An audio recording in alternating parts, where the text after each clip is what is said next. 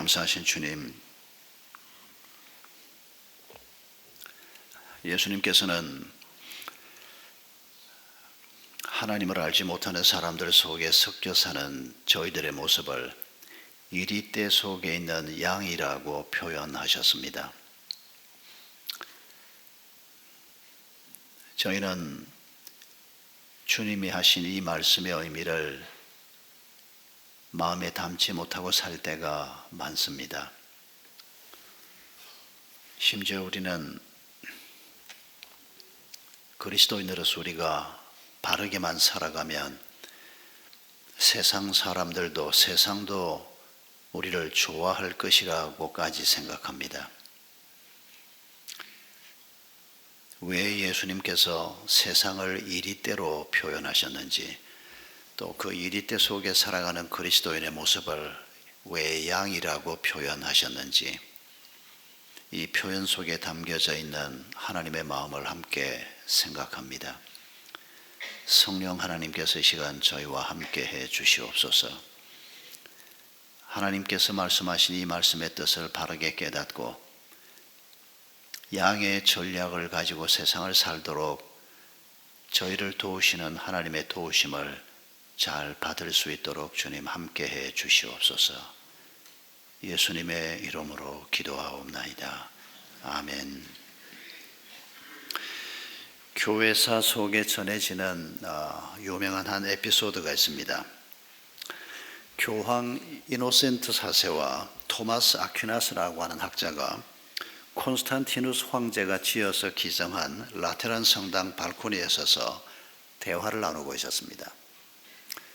당시 교회 최고의 지도자라고 할 수 있는 분입니다. 교황은 영적 지도자 중에 수장이었고, 토마스 아퀴나스는 신학 대전을 비롯해서 중요한 신학적인 저술가로 알려져 있는 이런 두 분이 로마의 황제가 지어서 교회에 기정한 성당 발코니에 서서 대화를 하고 있었던 겁니다. 그런데 대화를 하고 있는 두 분 아래로 어떤 광경이 보여졌는가 하니까, 각지에서 교황청으로 보내는 헌금 주머니들이 도착하는 모습을 두 분이 함께 보게 됐습니다.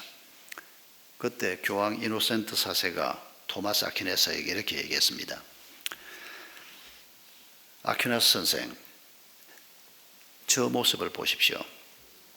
베드로 사도께서는 은과 금은 내게 없다고 말씀했는데 지금 하나님의 교회는 은과 금이 넘쳐나고 있습니다. 아주 뿌듯해하면서 아퀴나스 앞에서 이렇게 얘기를 했습니다. 그때 토마스 아퀴나스가 깊은 한숨을 쉬면서 이렇게 대답을 했습니다. 예, 그렇습니다, 교황님. 그러나 오늘의 교회는 은과 금은 있지만은 대신에 일어나 걸으라고 말할 수 있는 영적인 능력은 잃어버린 교회가 되어버렸습니다. 이 얘기가 수도 없이 많은 사람들 입에 오르내리고 있습니다. 여러분의 이 얘기를 듣는 소감은 무엇입니까? 교회가 은과 금을 많이 갖는 것이, 혹은 성도가 세상에서 돈을 좀 많이 벌고 세상 권력을 갖는다든지 세상에서 좀 힘 있는 자가 되는 것이 잘못된 것인가? 아닙니다. 능력을 잃어버린 것이 잘못입니다. 은과 금의 능력은 믿는데 그 은과 금의 능력을 따라 살다 보니까 진정한 능력을 잃어버린, 이게 문제라는 것입니다. 예수님께서는 제자들을 세우셔서 훈련을 시키고, 그리고 그들을 세상 속에 들어가서 살도록 파송하면서 내가 너희를 세상 속에 보내는 것이 이리떼 속에 양을 보내는 것 같다, 이런 놀라운 표현을 하셨습니다. 지난 주에는 우리가 바로 이 본문을 월요일 아침에 하나님 나라 큐티책에서 읽었습니다. 여러분, 이 말씀을 읽으시고 여러분의 느낌이 어땠습니까? 지난 한 주간 동안 살면서 여러분이 살던 그 삶의 자리, 직장, 이웃들 속, 사람들 속에 살던 그 자리가 양이 이리떼 속에 사는 자리였습니까? 나를 물어 뜯으려고 이빨을 어른거리는 사람이 있었습니까? 한 주간이 아니라 한 달, 1년을 되돌아보아도 혹시 내가 꽤 열심히 신앙생활을 한다고 생각하고 있는데 나를 물어 뜯으려고 이빨을 드러내는 사람은 내가 별로 본 적이 없는데, 그러면 예수님께서 우리를 보내서 가는 길이 맞는 걸까요? 왜 예수님은 굳이 제자들을 세상 속으로 보내면서 이리떼 속으로 보낸다고 말씀했을까요? 왜 우리를 또 양이라고 표현했을까요? 여러분, 우리가 세상 속에서 하나님 알지 못하는 사람들과 더불어 살면서 우리가 잘하면, 우리가 친절하게 하고 정직하게 하고 우리가 바르게 살면 세상 사람들도 우리를 좋아할 것이다. 정말 그럴까요?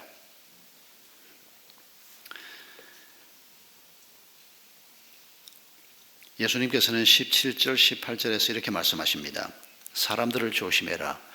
그들이 너희를 법정에 넘겨주고 그들의 회당에서 매질을 할 것이다. 또 너희는 나 때문에 총독들과 임금들 앞에 끌려나가서 그들과 이방 사람 앞에서 청언할 것이다. 그 당시 교회, 그 당시 성도들이 겪을 수 있는 최악의 상황을 예수님께서 말씀하셨습니다.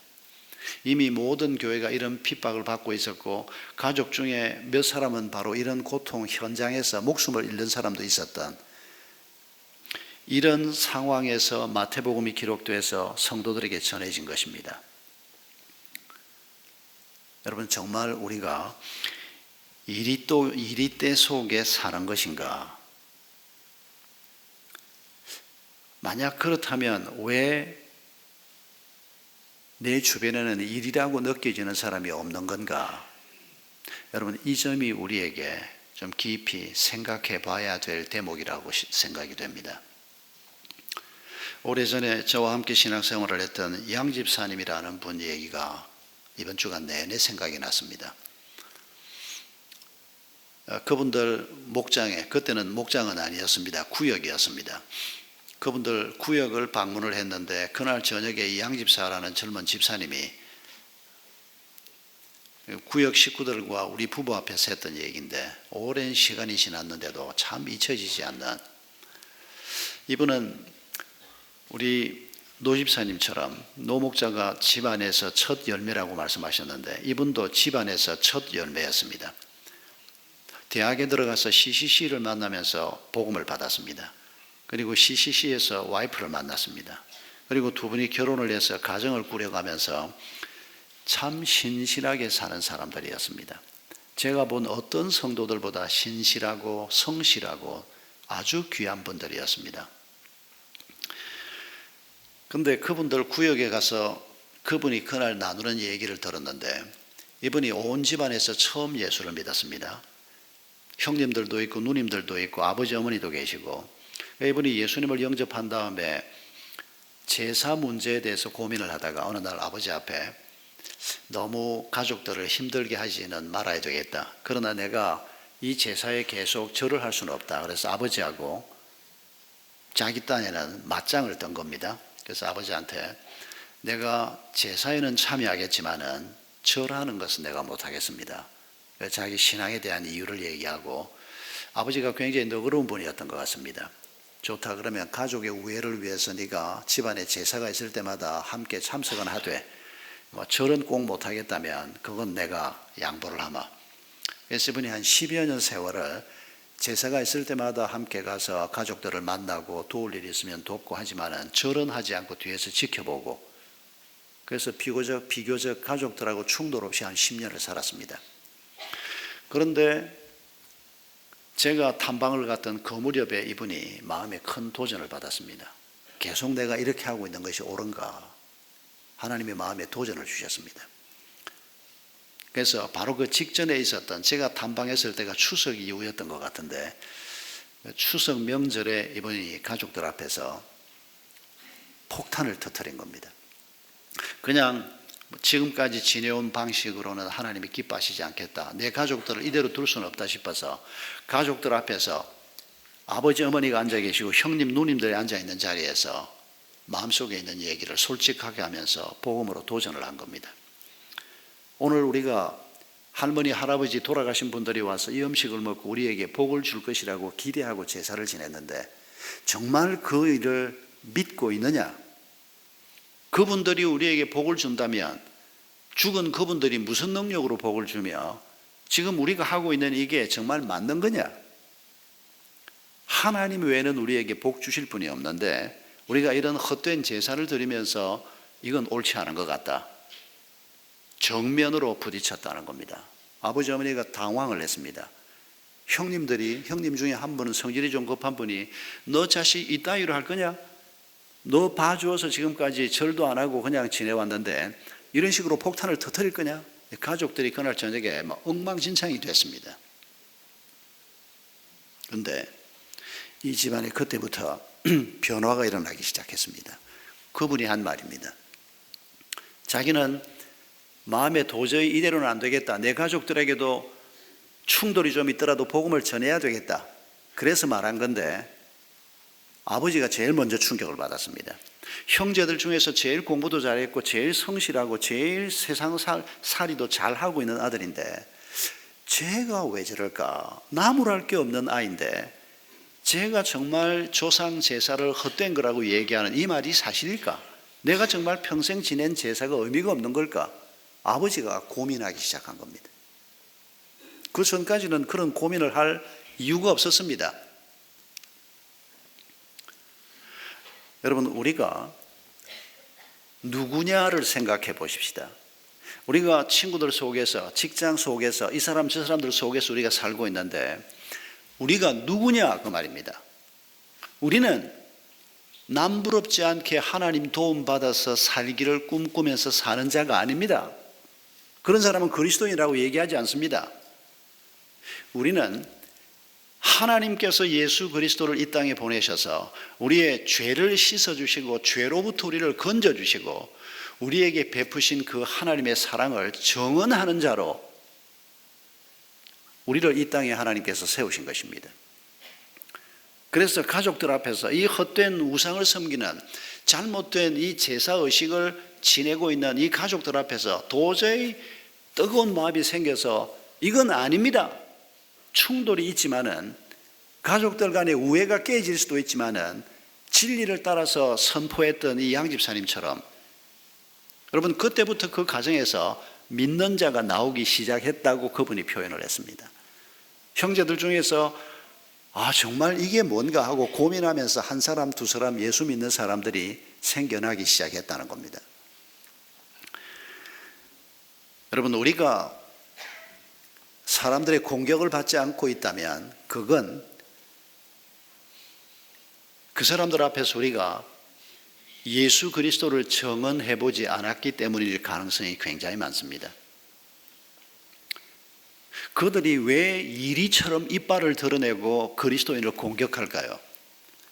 여러분 사도 바울이 에베소로 사도 바울이 고린도로 복음을 들고 들어갔을 때 왜 사람들이 사도 바울을 공격을 하고 왜 사도 바울을 죽이려고 달겨들었을까요?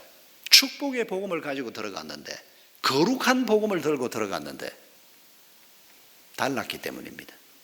자기들은 에베소의 신을 믿고 있는데 자기들의 신을 따로 믿고 있는데 사도 바울이라고 하는 작자가 들어와 가지고는 여러분이 믿고 있는 그 신은 다 헛된 것입니다. 내가 참 신을 여러분에게 소개하겠습니다.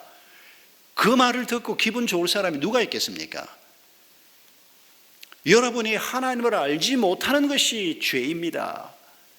그 죄 속에 있으면 여러분은 멸망당할 수밖에 없습니다. 그 말을 듣고 기분 좋을 사람이 누가 있겠습니까? 예수님께서 세상 사람들을 이리떼 비유하는 것은 그 사람들을 폄하하는 것이 아닙니다. 이리와 양의 모습이 공격하고 공격당하는 모습으로 존재할 수밖에 없는 것처럼 복음을 가지고 우리가 사람들 앞에 설 때 나하고 다른 이 복음, 나하고 다른 길을 걸어가려고 하는 하나님만이 옳다고 얘기하는 이 사람에 대해서 사람들은 공격할 수밖에 없는 우리의 현실을 그대로 표현한 것이라고 생각됩니다. 공격받아 보지 않았다면 지혜로운 방식으로, 너무 그냥 이번 명절에 그러면 나도 한번 폭탄을 터뜨려야 되냐, 너무 섣불리 하지는 마십시오. 지혜로운 방식으로 해야 됩니다. 정말 하나님께서 우리에게 주시는 인도하심을 따라서. 여러분, 친구들에게 한번 해보십시오.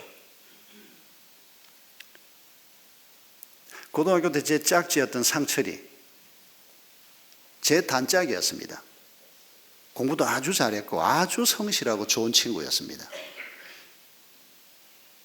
근데 제가 고1 때 예수님을 영접하고 고2 때 그 친구가 제 짝이었는데, 어느 날 둘이서 점심시간에 도시락을 둘이서 먹다가 제가 신앙 얘기를 처음으로 그 친구한테 했습니다. 제일 친한 친구인데, 그날 그 친구가 저한테 했던 말을 잊을 수가 없습니다.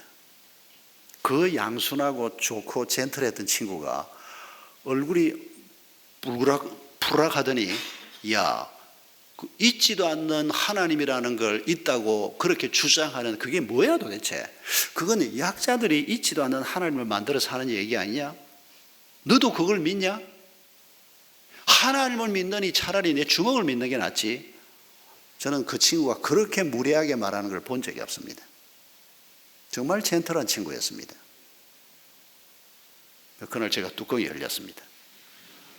이 친한 친구가, 나를 그렇게 좋아하던 친구가 내가 그렇게 소중하다고 얘기하는 하나님에 대한 얘기를 이런 방식으로 반응을 하다니, 나도 그냥 흥분을 해가지고 그 친구 멱살을 딱 쥐고 제가 팍 흔들었습니다. 아마 30번은 흔들었을 겁니다. 주변에서 밥 먹고 있던 친구들이 다 놀래가지고, 제 목소리도 한번 들어본 적이 없다고 하던 친구가 제가 막 흥분을 해가지고 막 친구 멱살을 막 쩔쩔 흔드니까 제가 잘못했습니다. 그러지 말아야 하는데, 여러분, 세상 사람들이 악해서가 아니라 하나님 알지 못하는 사람들이 하나님 얘기를 들으면, 그리고 그것도 대충 얘기를 하는 게 아니고 우리가 확신을 가지고 하나님만이 참신이시고 예수 그리스도의 십자가 외에는 우리를 행복하게 해줄 수 있는 어떤 길이 없다고 우리가 확신을 가지고 얘기하면, 아, 그렇구나 하고 무릎을 꿇는 사람은 열에 하나 백에 하나 있을까 말 겁니다. 나머지 사람들은 우리를 공격할 수밖에 없는 게 복음의 본질입니다. 우리가 믿기 전에도 그랬을 겁니다. 여러분, 이런 상황을 주님께서 염두에 두시면서 내가 너희를 세상 속에 살게 하는 것은, 내가 너희를 세상 속에 보내는 것은 이리떼 속으로 양을 보내는 것 같다라고 표현하신 것입니다. 이리떼 속에 들어가서 양이 사는 법이 뭘까요? 물어 뜯기지 않으려고 하면 괜히 충돌하지 말고, 괜히 뭐 예수 얘기하고 정직 얘기하고 뭐 세금 다 내자 소리하고 그런 소리에서 괜히 물어 뜯기지 말고 그냥 있는 듯 없는 듯 그렇게 사는 게 좋아. 성경도 직장에는 갖다 놓지 말고, 이거 전에 저하고 같이 신앙생활 했던 백집사가 한 소리입니다. 성경 갖다 놓으면 사람들이 내가 예수 믿는 거 알고 나한테 친절을 기대하고, 그러니까 아예 믿는 표를 안 내고 저한테 그렇게 솔직하게 얘기해 주어서 참 고마웠습니다. 자기는 그게 잘하는 거고 목사님이 내가 이렇게 한다 그러면 격려해 줄 거라고 생각했던 모양입니다. 그런데 그날 제가 격려를 못했습니다. 뭐 야단을 치지도 못했습니다. 저도 그때 아주 젊은 목사였기 때문에, 저보다 연세가 좀 더 많으신 분이었는데, 여러분, 주님께서 우리에게 양의 전략을 말씀하시는 겁니다. 우리를 양이라고 말씀하십니다. 좀 마음에 안 들지 않습니까? 이리 속으로 우리를 보내려고 하면 이리보다 좀 더 잘난 자가 되게 만들어주고, 이리보다 성적도 좀 더 좋아지게 만들고, 이리보다 실적도 좀 더 좋아지고, 성진도 좀 더 빨리 하고, 연봉도 좀 더 많아지게 하고, 이리 새끼들보다 내 새끼가 좋은 학교를 좀 가게 해주고, 우리는 대개 이런 기대를 가지고 세상을 살려고 하는데, 여러분, 이런 방식으로 살아서는 하늘의 샬롬을 누릴 수가 없습니다. 그건 세상 방식이기 때문입니다. 하나님의 방식은 양의 방식입니다. 그리고 이 방식을 우리에게 가르치기 위해서 예수 그리스도를 보내시면서 그분을 어린 양이라고 말씀하셨습니다. 그 예수가 걸어가신 길이 바로 하나님의 방식으로 걸어가신, 우리가 그 뒤를 따라가야 할 삶의 방식이기 때문입니다. 양은 혼자서는 도저히 살 수 없는 동물입니다. 눈도 어둡고 둔하고 반드시 목자가 필요한 동물입니다. 목자가 없으면 양들은 어디를 갈 수가 없습니다. 하나님께서, 예수님께서 너희가 양이다라고 말할 때, 여러분 이 말 속에는 내가 너희의 목자다라고 하는 의미가 전제되어 있는 것을 먼저 기억하십시다. 우리의 목자이신 그분이 우리를 양이라고 말씀하시고, 이 양인 우리가 세상 속에 들어가서 그리스도인의 본질을 그대로 드러내면서 하나님의 정인으로, 예수 그리스도의 정인으로 살려고 할 때 세상은 우리를 공격할 수밖에 없다는 것을 말씀하고 계시는 것입니다. 이런 세상 속에서 어떻게 살라는 것입니까? 뱀같이 지혜롭고 비둘기같이 순결하라, 순전하라 라고 하는 말씀입니다. 이게 양의 전략입니다. 이리보다 더 힘센 사자가 되고 이리보다 더 빠른 호랑이가 되는 것이 세상을 사는 양의 전략이 아니고, 지혜롭고 순결함, 순전함, 이 둘을 하나님께서 우리에게 주시겠다는 것입니다. 이 둘은 동시에 가져야 하는 겁니다. 동전의 양면처럼 함께 가야 하는 겁니다. 만약에 우리가 하나님의 지혜는 구하는데 이 순전한 마음, 순결한 마음을 놓치면 우리는 뱀같이 간교한 자가 되고 말 것입니다. 우리가 순수함은 하나님 앞에 구하는데 지혜를 얻지 못하면 우리는 아주 우둔하고 어리석은 자가 될 가능성이 많습니다. 하나님께서는 우리가 지혜로우면서 그러나 간교한 자가 되기를 원치 않습니다. 순결하고 순수하면서 우둔하고 우직한 자가 되기를 원치 않습니다. 지혜로우면서 순결한 자, 이 두 가지 모습을 동시에 갖춘 양이 되라고 말씀하시는 것입니다. 어떻게 하면 우리가 이 모습을 얻을 수가 있을까요? 어떻게 하면 우리가 하나님의 지혜를 얻어서 그리스도인으로서 자녀를 키우는 일이나 부부가 사는 일이나 사회생활을 하는 일에서 우리가 이런 모습을 얻을 수 있을까요? 중요한 힌트 하나가 19절에 나옵니다. 사람들이 너희를 관가에 넘겨줄 때 그때 성도들이 겪는 가장 큰 어려움이었습니다. 오늘 우리는 누가 교회 예배 왔다고 우리를 오늘 경찰서에 잡아넣는 이런 일은 벌어지지 않는데, 오늘 우리에게는 어떤 문제가 어려운 문제입니까? 지난 한 주간 동안 우리가 경험한 가장 그리스도인으로서 큰 어려움이 무엇이었습니까? 그런 어려운 문제가 있을 때 성령께서 너희로 하여금 할 말을 주실 것이다. 성령께서 너희가 어떻게 행동해야 할지 인도해 주실 것이다 라고 하는 말씀을 19절에서 하고 있습니다. 이 말씀을 묵상하면서 혹시 이런 질문이 떠올랐습니까? 아니, 성령께서 우리를 인도하시고 성령께서 우리에게 할 말을 주실 것이 아니라 애초에 잡혀가지 않게 해야지, 잡혀갔을 때 그때서야 우리 입에 할 말을 주시겠다, 이거 하나님이 너무 늦은 거 아닌가? 신앙생활을 하면서 여러분, 그렇게 우리가 만약 생각한다면, 그러면 병들기 전에 성령님께서 우리를 병을 피해서 살 수 있도록 해야 되고, 우리가 이 세상 살면서 우리에게 좋은 것만 골라가면서 취하도록 하나님께서 우리를 그렇게 인도하셔야 그분이 하나님이십니까? 여러분, 그건 너무 욕심이 작은 겁니다.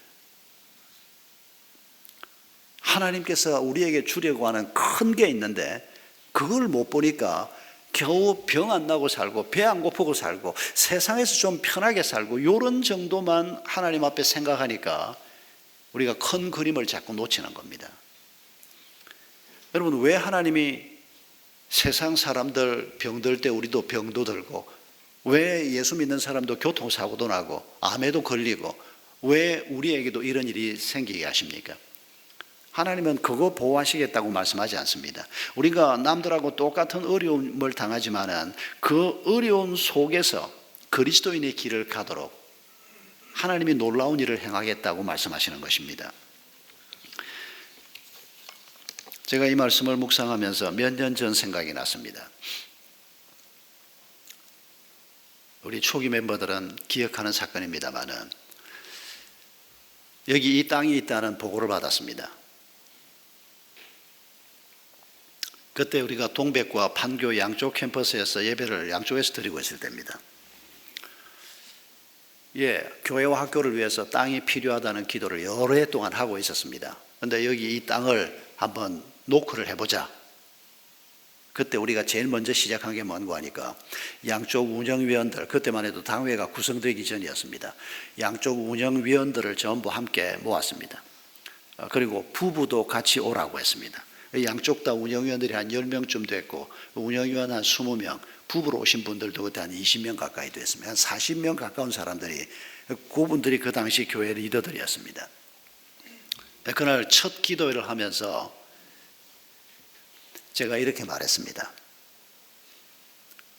지금 향상교회 옆에 땅 8,000평이 있다는데, 이게 경매에 나와 있다는데, 이걸 우리가 사보려고 하는 것이 하나님이 원하시는 일인지 아니면 우리의 욕심인지 우리가 먼저 분별해야 되지 않겠느냐.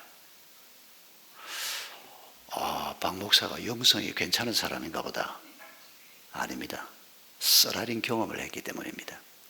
샘물교회를 98년에 개척을 하고 땅을 사는 것을 하나님께 기도도 한번 안 해보고, 제가 당회에서 우리가 교회 학교를 위해서 땅을 사야 하는데 큰 땅이 필요하다. 적어도 한 10,000평 정도를 사자.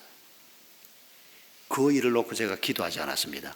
당연히 이건 하나님 앞에서 해야 될 일이라고 제가 먼저 결정했습니다. 당회원들에게 기도해보자는 말도 하지 않았습니다. 우리 장로님들이 다들 저하고 비슷하게 생각을 했습니다. 그래서 준비팀을 조직을 해서 땅을 알아봤는데, 여러분 개척 초기에 교인들도 몇 명 안 될 때 여러분 분당에서 야산이라도 땅 10,000평을 수십억을 주고 산다는 것은 그 보통 일이 아니었습니다. 그런데 초기 멤버들이 굉장히 열심히 있었고 땅이 필요하다고 하는 필요까지는 다 동의를 했기 때문에 미금역에서 조금 더 올라가면 그 동원동 산 자락에 땅 10,000평을 우리가 샀습니다. 25억을 주고. 잘 못 샀습니다. 건축 허가가 안 나는 겁니다. 학교를 짓겠다는데도 허가가 안 나는 겁니다. 그때 우리는 단순하게 그린벨트라도, 그게 보존 녹지입니다. 그린벨트라도 학교를 짓는 건 허가를 하는 거니까 지금도 아무것도 못 짓습니다. 지금 벌써 한 15년이 지났는데, 그때 샘물교회 성도들이, 목사 장로들이 도대체 뭐 하는 거냐, 이렇게 큰 돈을 헌금을 하라 그래 놓고 아무것도 못 짓는, 이 책임지고 물러나라 그러면 모조리 다 물러나야 할 정도로 큰 잘못을 범한 겁니다. 앞으로 그 땅이 값이 올라가지고 샘물교회에 큰 도움이 될지 어떨지는 모르겠습니다만은 참 큰 실수를 했습니다. 필요하니까 사자, 그래 좋다 사자, 다 동조를 하고, 그리고 헌금을 열심히 해서 은행 돈도 빌리고, 이거 하나님의 일이 이렇게 되는 게 아니구나. 엄청난 값을 지불하고 배운 게 그거였습니다. 그래서 땅이 하나 났다, 필요하니까 해보자, 그렇게 말할 수가 없었습니다. 하나님이 그걸 기뻐하시지 않는다는 걸 알았기 때문입니다. 그래서 기도부터 해보자. 정말 하나님께서 이 땅을 우리에게 주려고 하는 땅인지, 아니면 우리가 욕심으로 하나님보다 앞서가면서 구하는 건지, 성령께서 우리에게 뭐라고 말씀하시는지 먼저 한번 기도해보자. 그러면서 그날 이 말까지 했습니다. 내 마음에는 여기 운영위원 20명이 있는데 한 사람이라도 이건 하나님의 인도하심이 아닌 것 같아 라고 느끼면 우리 이거 중단하자. 전원이 함께 우리 한 3달 동안 기도하면서 이게 하나님께서 가라고 하는 길이다라고 전원이 같은 마음을 갖게 해주시면 하나님이 인도하는 길이라고 확신해도 괜찮지 않겠느냐. 그리고 우리가 한 3달 동안 기도했습니다. 매주일 함께 기도했습니다. 그래서 우리가 오늘 여기까지 왔습니다. 저는 우리가 이 땅을 얻은 것이 중요한 것이 아니고 이 땅을 하나님이 주시려고 할 때 우리가 함께 기도하면서 정말 이게 우리의 욕심인가 하나님이 주시려고 하는 것인가를 놓고 기도했던 그때 그 추억이 참 소중한 추억입니다. 매사가 그래야 할 것입니다. 필요하니까 해보자. 있으면 더 좋을 것 같으니까 해보자. 그게 아니고 우리 개인의 삶이건 교회의 삶이건 정말 이게 하나님이 원하시는 것인가? 그 하나님의 뜻을 어떻게 확인할 수 있을까? 우리가 이 일에 매달려서 기도하면 이전에 보지 못했던 세계를 보게 될 것입니다. 이전에 듣지 못했던 것들을 우리가 들을 수 있을 것입니다. 여러분, 하나님께서는 오늘도 우리가 이런 지혜를 가지고 살기를 원하시고 일이 있을 때마다 우리에게 그 지혜를 공급하겠다고 약속하고 있습니다. 비둘기 같은 순결함은 무엇일까요? 22절을 보면 끝까지 견디는 사람은 구원을 얻을 것이다 라고 말씀하고 있습니다. 박해가 있더라도 어려움이 있더라도 사람들이 교회를 무너뜨리려고 하더라도 오직 하나님을 바라보고 끝까지 견디고 오직 하나님만 신뢰하는 마음, 이게 순결한 마음, 순전한 마음이라는 것입니다. 요즘 경마에서 제가 그런 장면을 본 적은 없습니다만 서양에서는 가끔씩 경마에서 이런 장면이 있답니다. 경마에 출전하는 말이 오직 앞만 보고 달리게 하기 위해서 옆에 사람들이 고함을 지르고 저쪽에 개가 지나가고 이런 장면을 보지 못하도록 말, 눈 양쪽에다가 뭐를 이렇게 씌우는 겁니다. 그리고 오직 앞만 딱 보이도록, 그리고 목표 지점을 향해서 오직 전력으로 달려가도록 경마에 나온 말들이 가끔씩 그런 말들이 달리는 모습을 볼 수 있다고 합니다. 여러분, 우리의 순결함, 우리의 순전함, 우리의 순진함이 무엇일까요? 하나님이 말씀하신 것이면 우리가 무슨 소리가 들리든지 간에 그런 소리에 휘말리지 않고 하나님이 약속하신 그 목표를 바라보고 한 마음으로 일편단심으로 열심히 달려가는 것, 그게 순결한 마음이요, 그게 순전한 마음일 것입니다. 목표가 중요합니다. 이노센트 사세가 교회 지도자로 있으면서 은과 금이 이렇게 많은 교회로 하나님이 축복하셨으니 얼마나 감사하냐. 우리 성도들이 먹고 사는 문제 잘 극복하고 남들보다 좀 더 소유하고 사는 것, 저도 성도들을 위해서 기도할 때 제일 먼저 기도하는 게 그런 것들입니다. 배고픈 걸 어떻게 합니까? 아이들 학비도 없으면 어떻게 우리가 살겠습니까? 그러나 그게 우리의 마지막 목표가 아닌 것을 잊지 말자는 것입니다. 겨우 그 정도 목표를 가지고 사는 사람들이 아니라 그 말입니다. 먹고 사는 문제에 걱정하지 말라고 주님이 말씀했지 않습니까? 그거 위해서 기도하지 말라고 주님이 말씀했지 않습니까? 그리고 뭘 위해서 기도하라는 겁니까? 하나님이 우리에게 주신 하나님 나라의 목표입니다. 우리 각자에게 주신 가장 중요한 목표가 무엇일까요? 우리가 예수 그리스도를 닮는 것입니다. 우리가 예수님께서 자기 목숨을 우리를 위해서 십자가 위에서 내주시는 사랑을 보여주신 것처럼 우리도 가족을 사랑해도 이기적인 사랑을 하는 것이 아니고 예수 그리스도의 사랑으로 가족을 사랑하고 예수 그리스도의 사랑으로 내 주변 사람들을 사랑할 수 있는 사람이 되는, 그게 우리의 가장 중요한 목표라는 것에 동의하실 수 있겠습니까?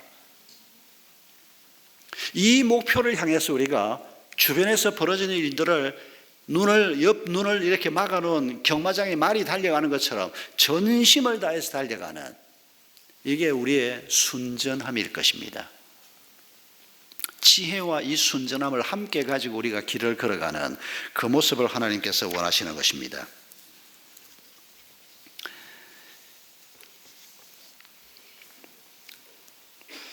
제가 30살에 신학대학원을 졸업하고 강남 논현동에 있는 서울 영동교회 부임을 했습니다.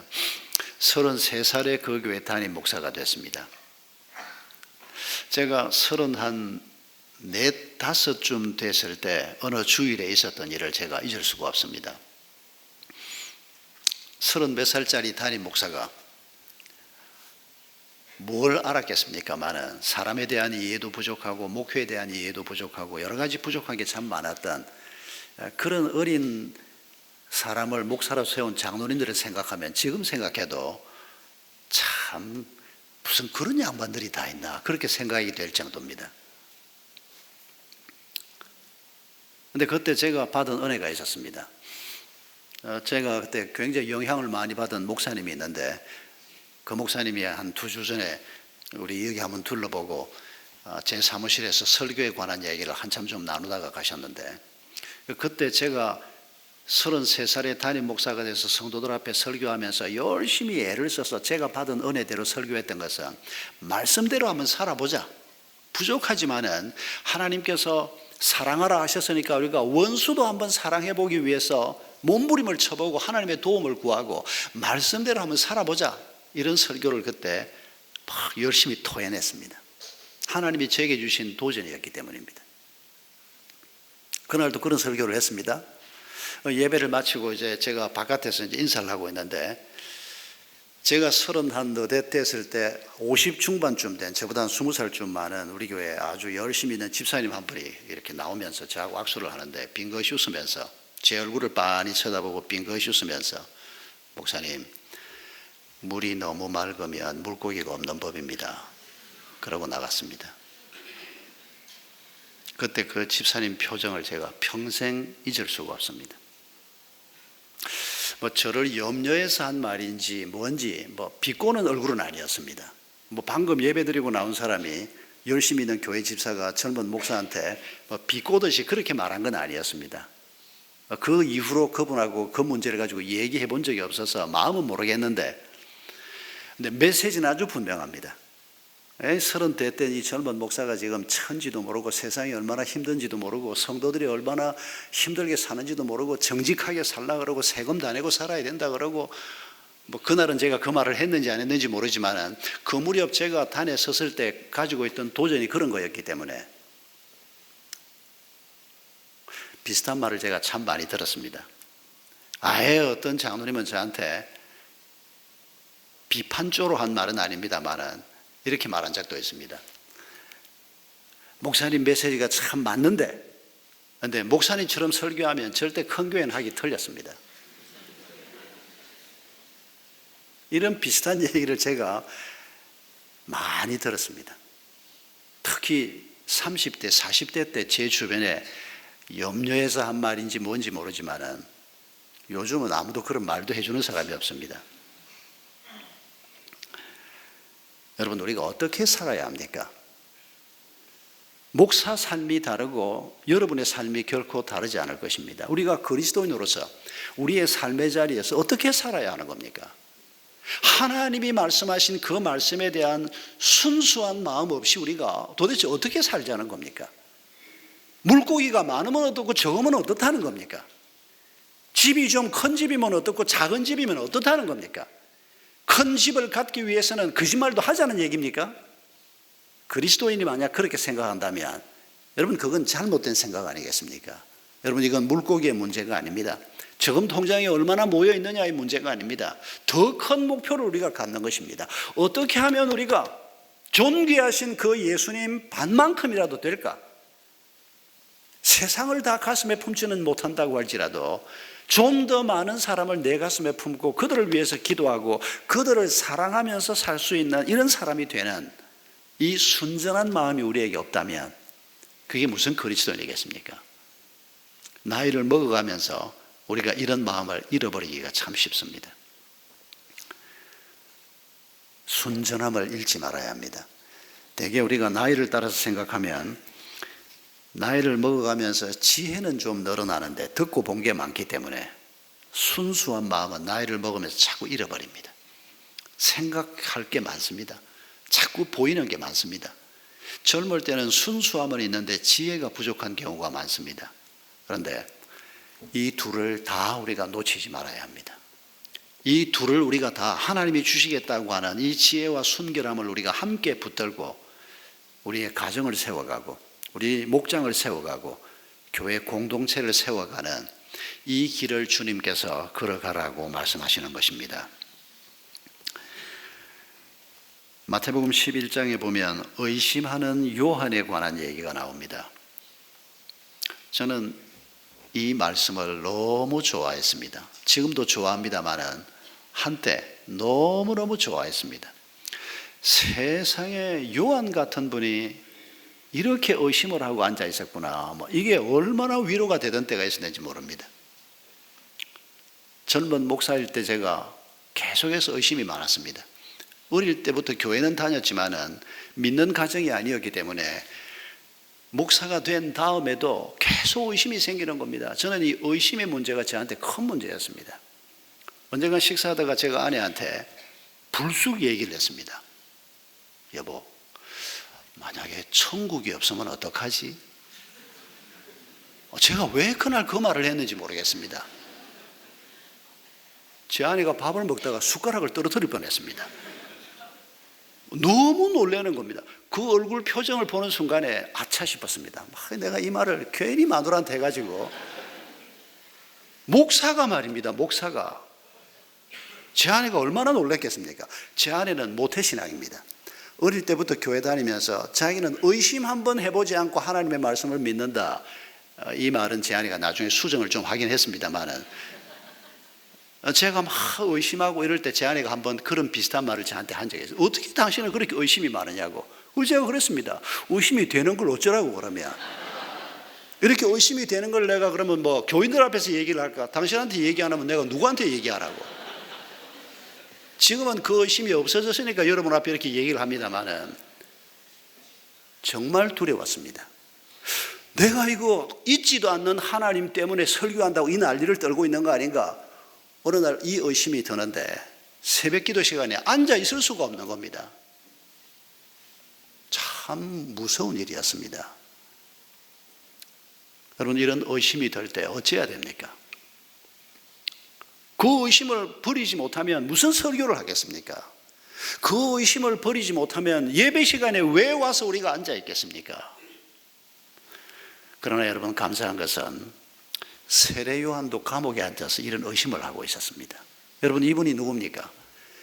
세상의 누구도 예수 그리스도를 모를 때 예수 그리스도가 오신 메시아라는 것을 보신 분입니다.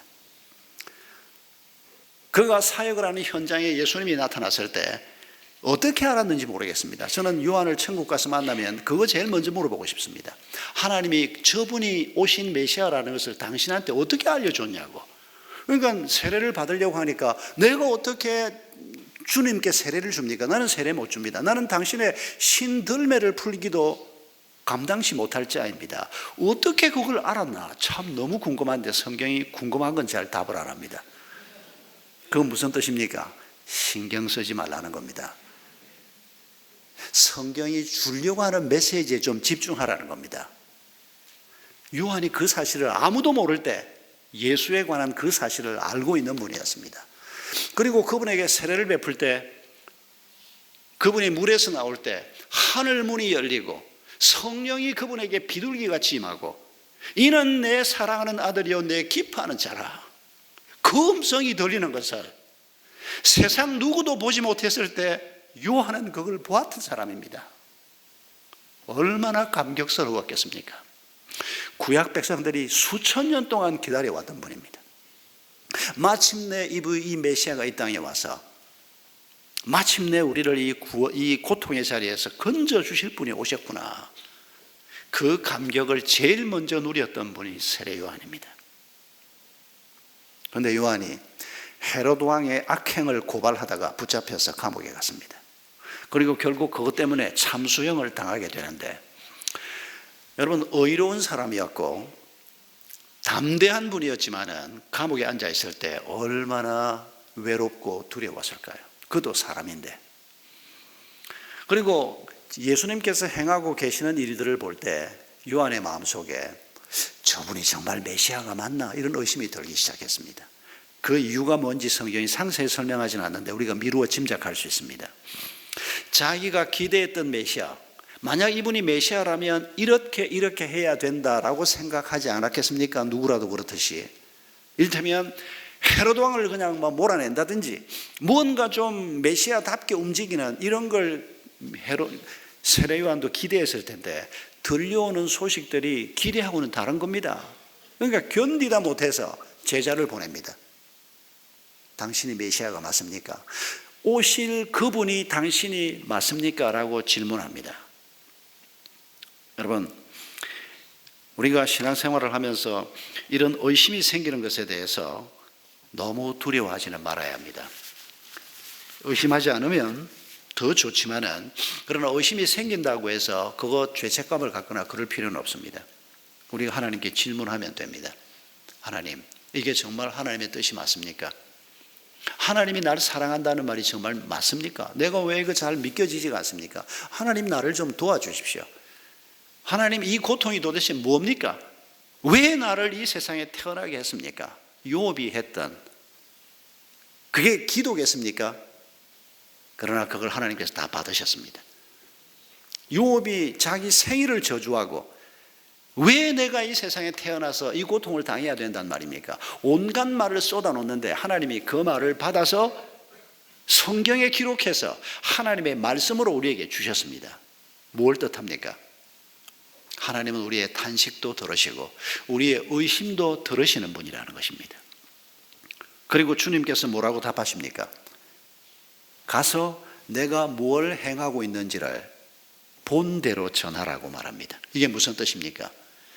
예수 그리스도를 경험하고 예수님이 행하시는 것을 보면서 아, 이분이 메시아가 틀림없구나, 그걸 전하라는 겁니다. 여러분, 우리의 마음에 의심이 있을 때 성령께서 우리에게 행하시는 것이 무엇입니까? 예수 그리스도가 널 사랑하는 분 맞다, 예수 그리스도가 오늘도 너의 삶의 주인이 맞다, 이런 정언을 우리에게 들려주실 것입니다. 이 확신이 필요합니다. 이 확신이 목장에서 우리 식구들의 입을 통해서 내게 들려질 수도 있고, 찬송을 하는 동안에 내 가슴에 심어질 수도 있고, 예배를 드리는 동안에 심어질 수도 있고, 하나님께서 우리에게 이런 확신을 공급하실 것입니다. 예수 그리스도가 누구신지, 그분이 우리를 얼마나 사랑하시는지, 그분 사랑 때문에 내 목숨을 드려도 아깝지 않아. 여러분, 이런 자리에 우리를 부르시고 우리를 이런 예수 그리스도를 공격하는 세상 속에서 뱀같이 지혜롭고 비둘기같이 순수한 마음을 가지고 세상 속에 휘둘리지 않고 세상 속에 있지만은 세상 사람들과 같지 않고 거룩한 길, 구별된 길을 걸어가는 이런 사람으로 우리의 길을 원하시는 것입니다. 이런 길로 우리를 인도하시겠다고 말씀하시는 것입니다. 이번 한 주간도 이런 하나님의 뜻을 우리가 기억하면서 성령의 도우심을 받으면서 이 길을 잘 걸어가는 축복이 있기를 바랍니다. 이제 우리 함께 찬송하십시다. 하늘에 계신 우리 아버지, 불편하지 않으신 분은 자리에서 일어서서 함께 찬송하겠습니다.